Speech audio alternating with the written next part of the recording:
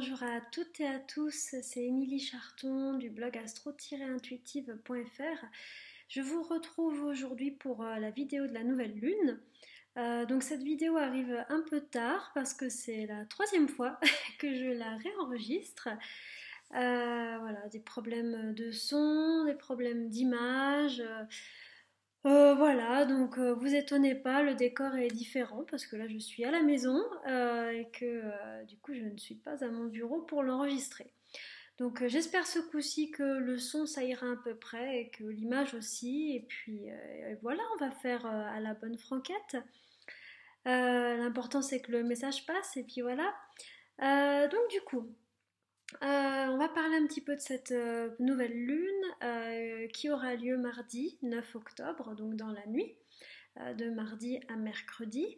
La nouvelle lune, elle se passe sur le 15e degré du signe de la Balance. Donc voilà, ce signe de la Balance est particulièrement important pour ce nouveau cycle lunaire. Donc on va voir un petit peu ensemble quelles sont ces thématiques. Donc une nouvelle lune, c'est le début d'un mois lunaire. Donc en astrologie, nous on fonctionne non pas en mois du calendrier, mais en mois de lune en fait, qui dure 29 jours et demi. Et chaque fois, pardon, la nouvelle lune, c'est le moment où le soleil rencontre la lune. Et chaque mois, ça se passe sur un degré et dans un signe du zodiaque bien précis. Et quand vraiment le soleil et la lune sont vraiment bien alignés, c'est le moment de la nouvelle lune. Donc on regarde un petit peu quels sont les aspects pour voir un petit peu quelle va être l'ambiance de ce mois lunaire. Donc là, comme je disais, ça tombe à 15 degrés de la Balance.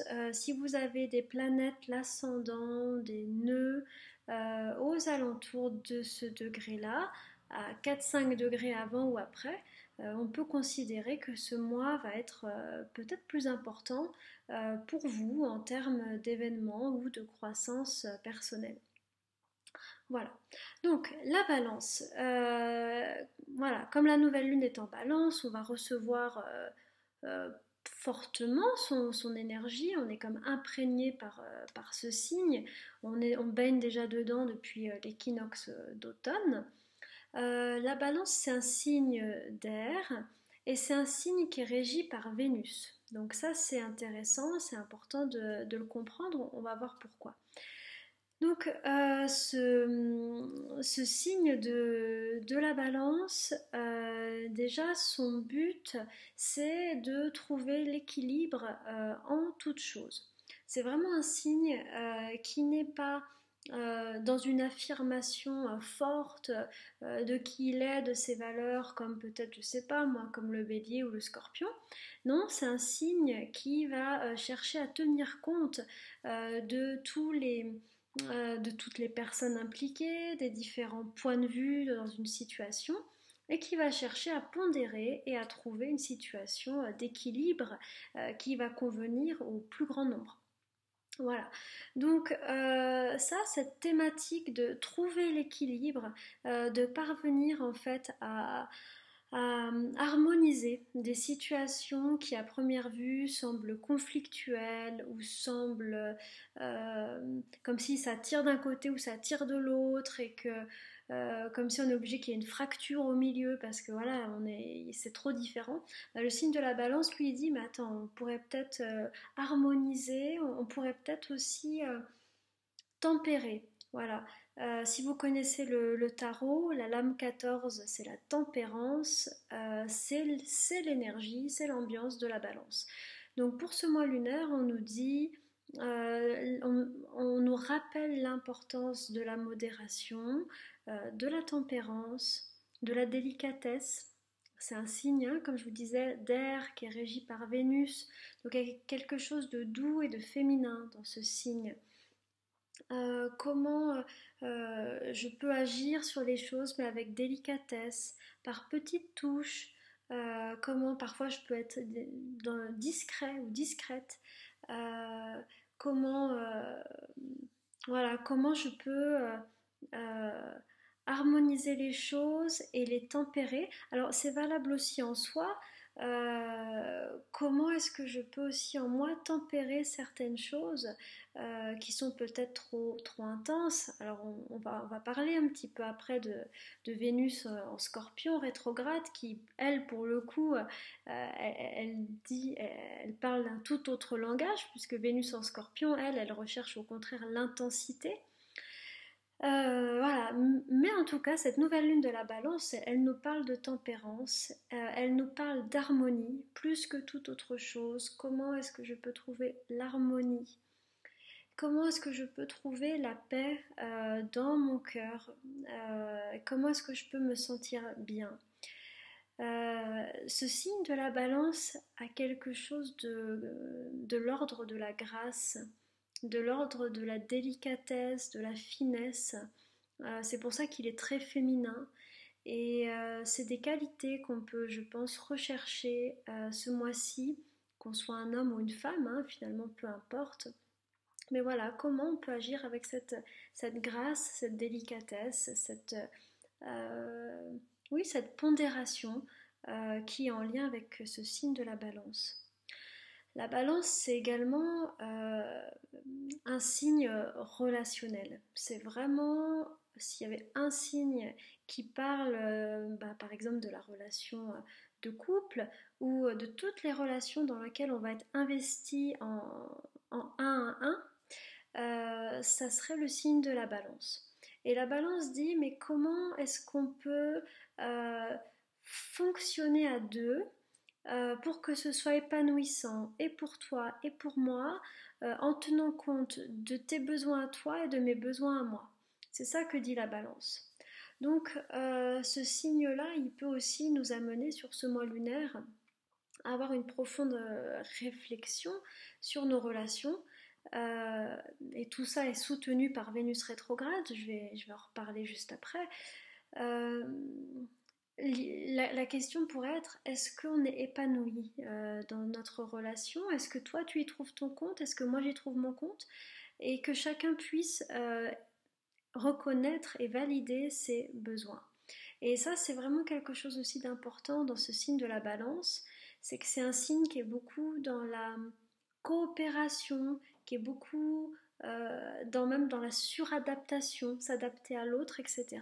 Et c'est vraiment un signe qui ne doit pas oublier que En fait, c'est un signe qui veut vraiment que les relations marchent. Mais il doit vraiment se souvenir que pour qu'une relation marche, déjà, il faut prendre soin de ses propres besoins. Donc ça, c'est aussi un travail sur ce mois lunaire. Il y a un travail de réflexion, d'amélioration des relations en cours, quelles qu'elles soient, et comment est-ce que je peux mieux prendre soin de mes besoins, mieux être à l'écoute pour, euh, pour améliorer mes relations existantes ou pour bien démarrer celles qui commencent.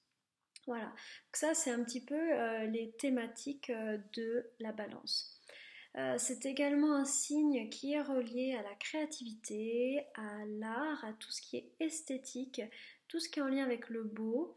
Et donc peut-être que vous sentirez ce mois-ci une envie de renouer avec cette créativité, euh, quelle qu'elle soit en fait, une envie de mettre cette, euh, cette beauté, on va dire, plus au centre de la vie, que ce soit, je sais pas moi, prendre soin de son lieu de vie, de son lieu de travail ou de soi-même. Voilà, ça peut être des thématiques qu'on va rencontrer ce mois-ci, j'allais dire cette année, non, ce mois-ci. Alors, ce qui est intéressant, c'est que 2 jours avant la nouvelle lune, non pas 2 jours, quelques jours avant, pardon, Vénus a tourné rétrograde. Donc c'est intéressant parce que, comme je vous le disais au début, c'est Vénus, la planète de la balance. Donc comme on est dans une nouvelle lune balance, bah, finalement tous nos regards convergent vers Vénus. Alors, Vénus rétrograde, c'est un mouvement qui dure environ un mois. Euh, c'est un moment énergétique au sein duquel on est invité à faire un pas en arrière euh, pour pouvoir réfléchir notamment sur nos relations et de manière plus globale sur nos valeurs. c'est-à-dire qu'est-ce qui est important pour nous, qu'est-ce qu'on met au cœur de notre vie et sur quoi on fonde notre vie. De manière générale, c'est vrai que Vénus rétrograde permet en fait de faire un bilan au niveau relationnel. Elle permet de nous poser des questions qui sont est-ce que cette relation me convient, est-ce que la forme qu'on a donnée à notre relation est juste, qu'est-ce que je pourrais améliorer, etc. Et parmi toutes ces relations, évidemment, il y a celles qu'on a avec soi-même. Et donc, clairement, pendant Vénus rétrograde, c'est bien le moment pour tomber amoureux de soi-même.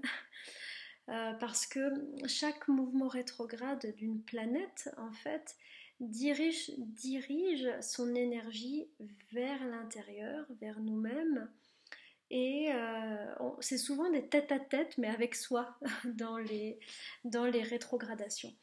Donc Vénus rétrograde, c'est vraiment le moment pour essayer d'être dans une relation douce et pacifiée, autant que faire se peut, avec soi-même. Parce que et c'est vraiment le moment pour remettre ça bien comme il faut, parce que quand Vénus va tourner direct, cette première relation qui est celle qu'on entretient avec nous-mêmes, elle va ensuite s'extérioriser dans les formes et dans les relations extérieures. Et donc si cette relation de bienveillance et de gentillesse, elle n'est pas calée avec nous-mêmes, et qu'on est dans le rejet ou dans l'abandon de nous-mêmes, ou autre, ce sont des formes qu'on va vraisemblablement rencontrer à travers des personnages, enfin, des gens qui jouent ces rôles-là pour nous faire voir, pour nous renvoyer en miroir. Donc ce temps-là, il est important, c'est vraiment un moment pour se coucouner, pour prendre soin de soi. Vraiment, c'est important. Et souvent, ce qui se passe avec Vénus rétrograde, vous pouvez avoir des personnes du passé qui reviennent dans votre vie, ou alors des pensées concernant des personnes du passé qui reviennent. Il faut savoir aussi que ce cycle de Vénus rétrograde, il est cohérent avec un cycle qui s'est passé il y a 8 ans en arrière, où Vénus était déjà en train de rétrograder dans le même signe, en Scorpion. Et ce qui se passe en ce moment peut se faire l'écho de quelque chose qui s'est passé il y a 8 ans en arrière. Ça peut être des formes répétitives, des personnes qui changent, mais des questions, des enjeux qui sont les mêmes qu'il y a 8 ans en arrière. Si tel est le cas, le fait qu'on nous repose la question semble nous dire que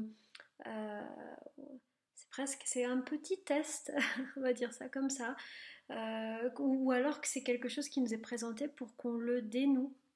Donc vraiment, je vous invite à essayer de réfléchir. Qu'est-ce qui s'est passé il y a 8 ans en arrière? Comment vous avez réagi? Comment ça s'est passé? Est-ce qu'il y a des points communs avec ce qui se passe aujourd'hui? Et comment, fort de cette expérience, vous pouvez améliorer votre vécu aujourd'hui?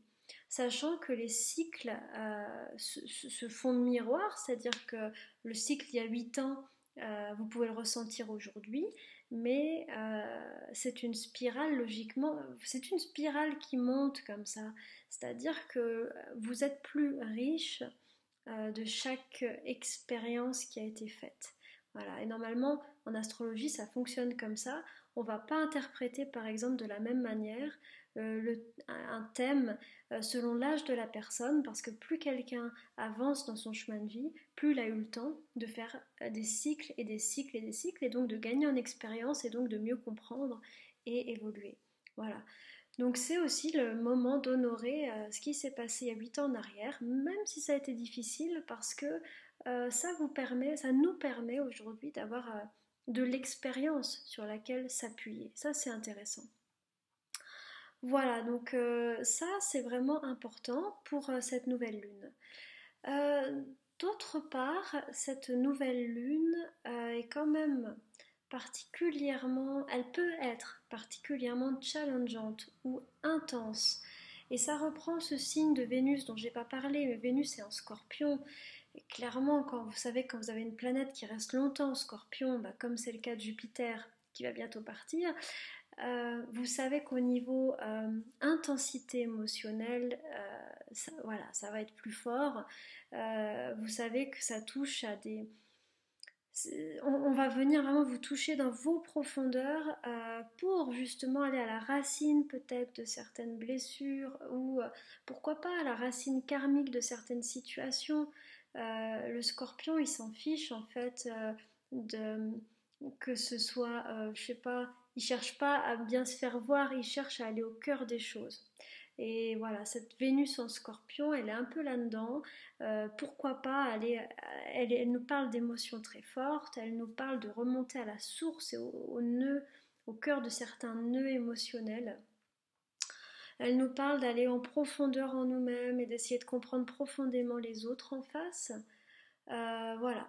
Donc, je vous parle de ça parce que Pluton, qui est donc en carré avec la Lune, la nouvelle Lune, Pluton c'est la planète du Scorpion et du coup il y a un lien entre cette Vénus en Scorpion et le carré de Pluton à la nouvelle Lune.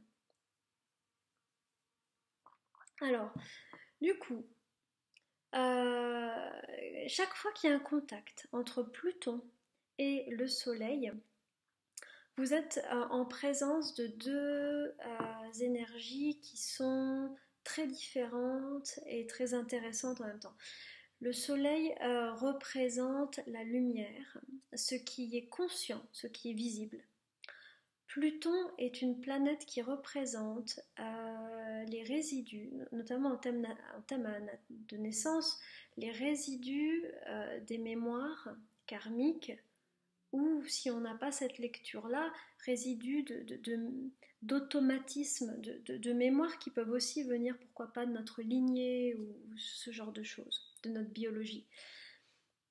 Donc voilà, Pluton, il représente oui, je dirais un résidu de mémoire. C'est une planète qui crée souvent des compulsions, des obsessions ou des choses très intenses. C'est ce que peut-être vous allez rencontrer hein, ce mois-ci, c'est pas impossible. Et c'était Stephen Arroyo qui parle de ça, qui est un astrologue américain, qui explique qu'en fait, toutes ces obsessions, ces compulsions, etc., on ne comprend pas en fait. Quand on est touché par Pluton, on ne comprend pas d'où est-ce que ça vient. Et lui, il avance l'idée que peut-être les racines de toutes ces obsessions, compulsions, etc., sont inconscientes et reposent, pourquoi pas, dans des mémoires karmiques. Donc l'idée, c'est de dire, on n'est pas fou. C'est pas parce que vous ressentez des choses très intenses alors qu'en fait, il se passe pas grand-chose. L'idée, c'est de ne pas se dénigrer, de ne pas se dire que voilà on surréagit parce que sans doute c'est vrai sans doute on surréagit mais il y a une cause à ça. La cause n'est pas toujours consciente, elle est souvent souterraine. Et c'est ça que je veux vous dire, c'est que dans le contact entre le Soleil et Pluton, on peut voir, on peut devenir conscient de ces causes souterraines. Donc on peut voir les racines karmiques par exemple ou de mémoire de certaines situations. Je trouve que les mois où Pluton comme ça est en carré à la nouvelle lune, c'est des mois où vous sentez cette énergie un peu karmique, un peu lourde énergétiquement parlant. Vous pouvez être confronté à des schémas répétitifs ou à des choses qui vous touchent fort. Voilà, ce genre de choses. C'est possible. Des fois, ça vous montre aussi Pluton, en fait, comme je vous parlais tout à l'heure du Scorpion qui s'en fiche des faux semblants, Pluton, il montre les choses telles qu'elles sont.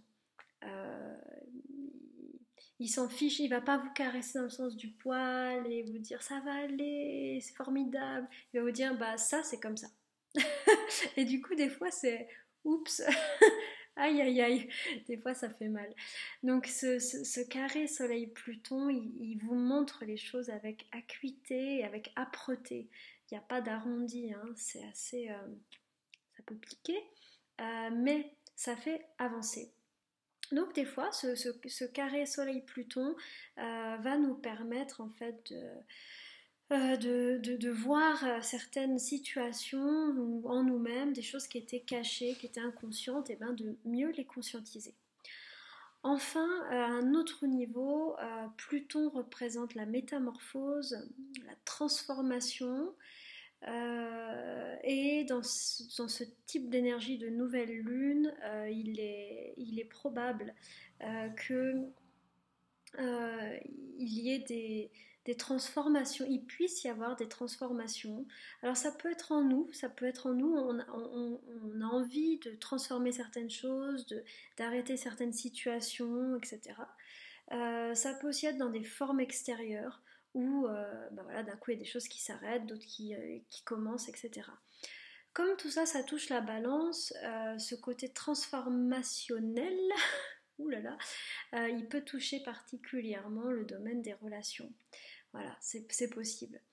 En tous les cas, c'est vrai que c'est des crises de transformation. Voilà. Donc c'est une lunaison qui est assez intense, qui peut vous confronter, qui peut nous confronter à des choses du passé, à des mémoires, à des choses un peu lourdes. J'aime bien dire que Pluton, il nous fait descendre, on a comme un escalier au niveau intérieur, il nous fait descendre, et quand vous descendez, vous rencontrez les toiles d'araignée, les fantômes, ouais, c'est pas terrible, et ensuite vous arrivez au cœur de vous-même, et ensuite on remonte dans cette authenticité de soi.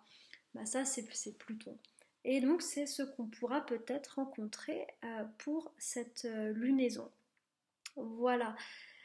Donc vous voyez, ça fait pas mal de choses, hein. On a un petit peu de travail. Et donc n'oublions pas au milieu de tout ça, comment est-ce que je peux essayer de garder la paix et l'harmonie dans mon cœur au milieu de tout ça, euh, et être dans l'amour de moi-même, parce qu'en fait ça va jouer, ça va avoir un vrai impact sur ce qui se joue à l'extérieur, sur tous ces mouvements plutoniens, sur toute cette énergie de transformation. Ça va avoir un impact. Donc comment est-ce que moi je peux essayer de me mettre dans une énergie de paix et de bienveillance envers moi-même? Ça va être un peu notre objectif ultime numéro un pour cette lunaison. Enfin, en tout cas, c'est ma vision. Voilà, alors enfin, une chose dont je voulais vous parler, on a encore deux choses. Alors, on a sur le thème de nouvelle lune, on a également un carré entre Vénus et Mars. Et un carré Vénus-Mars souvent montre des situations, montre en fait en nous des besoins différents, voire un peu contradictoires, et ça va donner extérieurement des situations ou des personnes qui à la fois nous attirent et nous repoussent. Très souvent dans le carré Vénus-Mars, et si par exemple vous avez ça dans votre thème de naissance, ça donne que on va attirer à soi des choses qui sont parfaites mais pas tout à fait, il manque un petit truc, ou euh, voilà, il y a toujours un petit grain de poussière qui fait que ça va pas, ou alors à la fois il y a une partie de nous qui est très attirée par quelque chose et en même temps qui est très repoussée. Ça crée quelque chose un peu, vous savez, cette dichotomie amour-haine. Ça, c'est un peu ce qu'on peut avoir dans les dissonances Vénus-Mars. Et Vénus-Mars, et alors, ouais, Vénus-Mars crée un côté assez passionné, ça parle du désir en fait, Vénus-Mars en carré. Et ça peut justement mettre en avant qu'est-ce qui est au niveau des relations affectives, est-ce que c'est du désir ou est-ce que c'est de l'amour? Dans le carré Vénus-Mars, ça peut être justement le désir, pourquoi pas physique, qui prend le pas sur l'amour.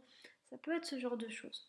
Donc voilà, donc ça on va le ressentir, on va dire, pendant une semaine après la nouvelle lune. Voilà. Et puis l'autre chose dont je voulais vous parler, c'est que la nouvelle lune est conjointe à l'astéroïde Cérès. Donc Cérès, dans la mythologie, c'est Déméter, et Déméter, c'est la déesse des moissons, de l'abondance, et c'est un astéroïde qui souvent nous relie aux questions alimentaires, diététiques, au corps et à la Terre. C'est vraiment un astéroïde qui a une conscience écologique. C'est une phrase un peu bizarre, dite comme ça, un astéroïde qui a une conscience écologique. Mais voilà ce que je vais vous dire, il représente symboliquement une conscience écologique, et quel pas moi je peux faire pour respecter la terre et pour respecter mon corps. Donc ça, il est possible que ce soit des thématiques que l'on ressente également fortement dans ce cycle de lunaison. Voilà, bon voilà, je crois qu'on a fait on a fait un tour d'horizon de cette nouvelle lune, voilà. Donc c'est une vidéo un peu improvisée, hein, voilà, comme vous voyez. Donc peut-être que l'image sera pas terrible et le son, je ne sais pas, mais voilà, j'espère en tout cas que le message a pu passer. Je vous remercie pour votre écoute, vos gentillesses dans les commentaires que je lis toujours. Je vous en remercie. Et moi, je vous retrouve dans 15 jours pour la pleine lune et on va gentiment commencer à parler de Jupiter en Sagittaire qui rentre chez lui après avoir passé un an dans le Scorpion. Voilà, je suis assez impatiente d'en parler avec vous. Voilà, allez, je vous embrasse bien fort et puis bah, je vous dis à dans 15 jours. Gros bisous!